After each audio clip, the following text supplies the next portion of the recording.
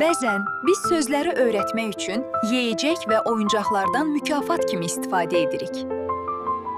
Lakin uşağın o an motivasiyası ünsiyyət üçün deyil, mükafat almaq üçün olur. Bu nədir, banan? Banan. Aferin, çox gözəl. Al bunu.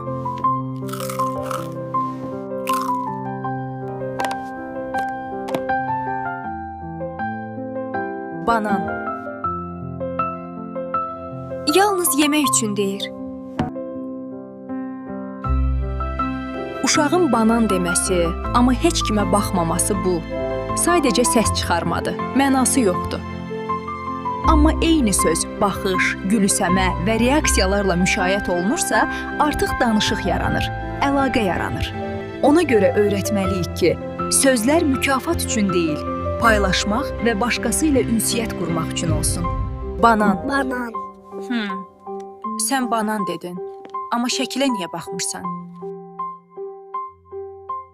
Nitq bir vasitədir, ünsiyyət qurmaq, fikirlərini paylaşmaq, hisslərini göstərmək üçün.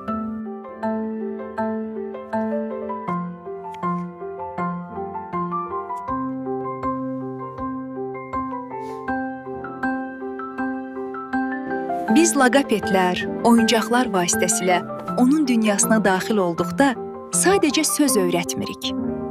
Biz ona ünsiyyətin, hisslərin, emosiyaların və qarşılıqlı əlaqənin nə olduğunu göstəririk.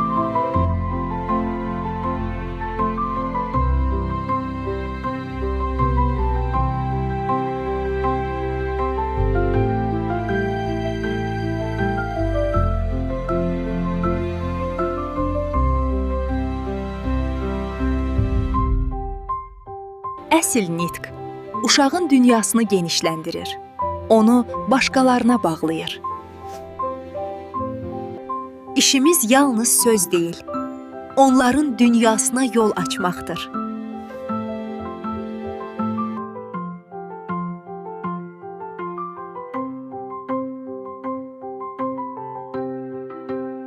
Ayı deyir,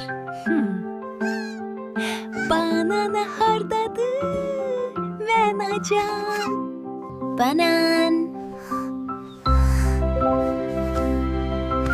Bax, ayı banan yeyir.